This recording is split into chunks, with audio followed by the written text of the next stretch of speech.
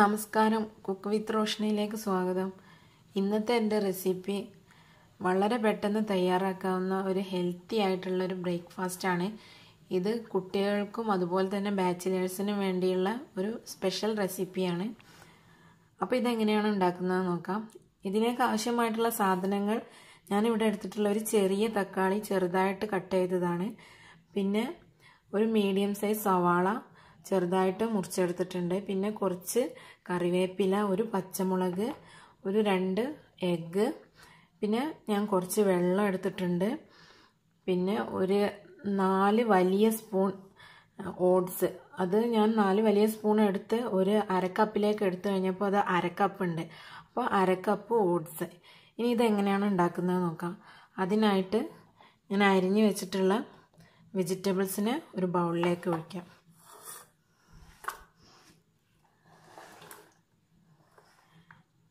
ഞാനിതിനകത്ത് മല്ലിയില ചേർക്കുന്നില്ല, പകരം തക്കാളിയാണ് ചേർക്കുന്നത്. നിങ്ങൾക്ക് തക്കാളിയുടെ ടേസ്റ്റ് ഇഷ്ടമില്ല എന്നുണ്ടെങ്കിൽ പകരം മല്ലിയില ചേർക്കാവുന്നതാണ്. പകരമായിട്ടല്ല, മല്ലിയില വേണമെന്നുള്ളവർക്ക് മല്ലിയിലയും കൂടെ എക്സ്ട്രാ ആഡ് ചെയ്യാവുന്നതാണ്.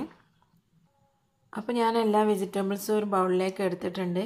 ഇനി ഇതിലേക്ക് എടുത്തു വച്ചിട്ടുള്ള ഓട്സ് ചേർക്കാം. പിന്നെ ആവശ്യത്തിനുള്ള ഉപ്പ്, ഓട്സിലേക്കും കൂടെ ഉള്ള ഉപ്പിടാം. പിന്നെ ഒരല്പം മഞ്ഞൾപ്പൊടി, ഒരു 1/2 ടീസ്പൂണോളം മഞ്ഞൾപ്പൊടി, പിന്നെ 1 ടീസ്പൂണോളം മുളക് പൊടി,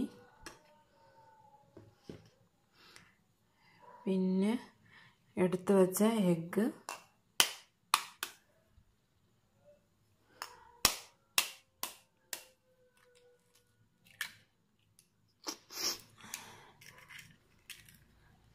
ഇനി ഇതിലേക്ക് ഞാൻ കുറച്ച് വെള്ളവും ചേർക്കുന്നുണ്ട്.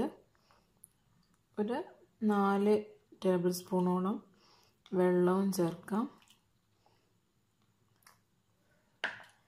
ഇനി ഇതൊന്ന് നന്നായി മിക്സ് ചെയ്തെടുക്കാം.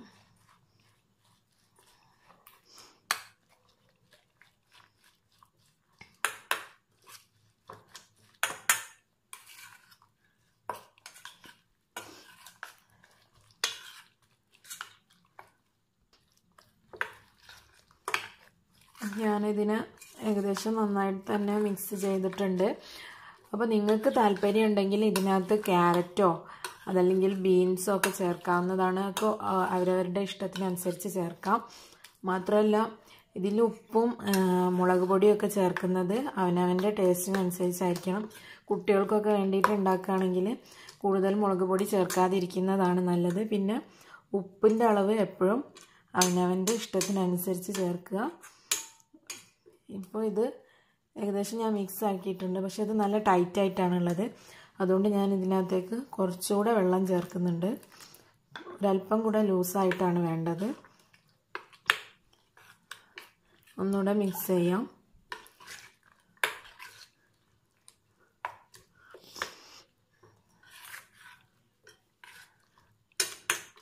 അപ്പോൾ ഇത് റെഡി ആയിട്ടുണ്ട്. ഇനി ഇതിന് ഒന്ന് നമുക്ക് ഫ്രൈ ചെയ്തെടുക്കണം. ഫ്രൈ ചെയ്യാനെടുക്കുന്ന ഓയിലൊക്കെ അവനവൻ്റെ ഇഷ്ടത്തിനനുസരിച്ച് ഉപയോഗിക്കാം. വെളിച്ചെണ്ണയോ അതല്ല സൺഫ്ലവർ ഓയിലോ റൈസ് ബ്രാൻ ഓയിലോ അതൊക്കെ അവനവൻ്റെ ഇഷ്ടമാണ്. ഞാനിപ്പോൾ ഇവിടെ വെളിച്ചെണ്ണയിൽ ചെയ്താണ് കാണിക്കാൻ പോകുന്നത്. അപ്പോൾ ഞാനിവിടെ ഫ്രൈ ചെയ്യാൻ എടുത്തിട്ടുള്ള പാത്രം ഏകദേശം ചൂടായിട്ടുണ്ട്. ഇനി അതിലേക്ക് ആവശ്യത്തിനുള്ള ഓയിൽ ഒഴിച്ചു കൊടുക്കുക.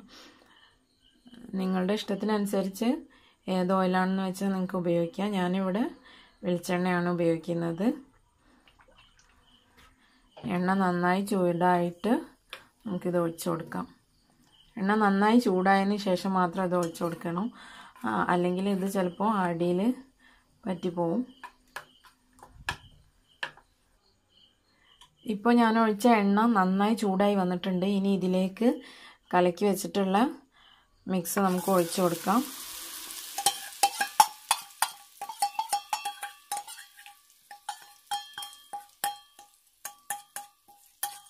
ഒന്ന് സ്പ്രെഡ് ചെയ്ത് കൊടുക്കണം.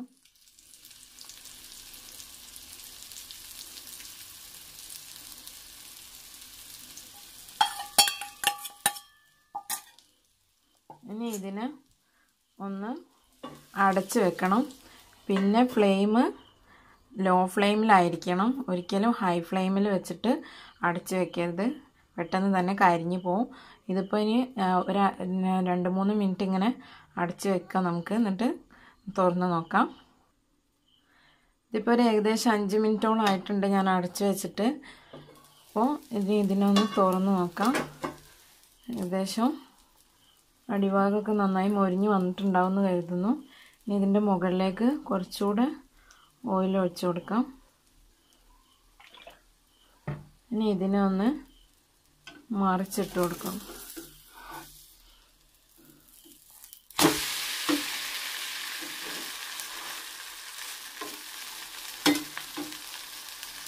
ഇനി ഒന്നുകൂടെ കവർ ചെയ്ത് വെക്കാം.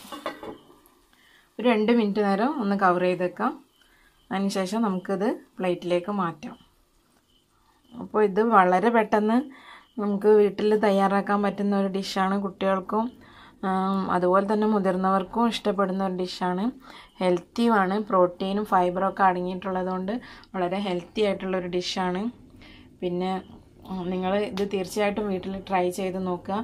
നിങ്ങളുടെ അഭിപ്രായങ്ങളൊക്കെ അറിയിക്കാം. വീഡിയോ ഇഷ്ടപ്പെട്ടെങ്കിൽ ഷെയർ ചെയ്യുക, ലൈക്ക് ചെയ്യുക. പിന്നെ ചാനൽ നിങ്ങൾ ഇതുവരെ സബ്സ്ക്രൈബ് ചെയ്തിട്ടില്ലെങ്കിൽ സബ്സ്ക്രൈബ് ചെയ്യാം. അപ്പോൾ നമുക്കിതൊന്ന് തുറന്നു നോക്കാം. റെഡി ആയിട്ടുണ്ടാവുമെന്ന് കരുതുന്നു. നോക്കി നോക്കാം. ഏകദേശമൊക്കെ റെഡി ആയിട്ടുണ്ട്. അപ്പോൾ ഈ ഡിഷ് എല്ലാവർക്കും ഇഷ്ടപ്പെട്ടെന്ന് കരുതുന്നു. ഇതുപോലെയുള്ള വളരെ പെട്ടെന്ന് തയ്യാറാക്കാൻ പറ്റുന്ന ഹെൽത്തി ആയിട്ടുള്ള മറ്റൊരു ഡിഷുമായിട്ട് ഞാൻ അടുത്ത എപ്പിസോഡിൽ വീണ്ടും വരും. അപ്പോൾ നിങ്ങൾക്ക് കാണാൻ ആഗ്രഹിക്കുന്ന വീഡിയോസൊക്കെ ഉണ്ടെങ്കിൽ കമൻറ്റ് ചെയ്ത് അറിയിക്കാം. ഇതുവരെ എൻ്റെ ചാനൽ സബ്സ്ക്രൈബ് ചെയ്തിട്ടില്ലാത്തവരാണെങ്കിൽ സബ്സ്ക്രൈബ് ചെയ്യാം. പിന്നെ ഇത്രയും നേരം എൻ്റെ വാക്കുകൾ ശ്രവിച്ച് എൻ്റെ വീഡിയോ കണ്ടതിന് നന്ദി. അപ്പോൾ ഓക്കെ, ബൈ.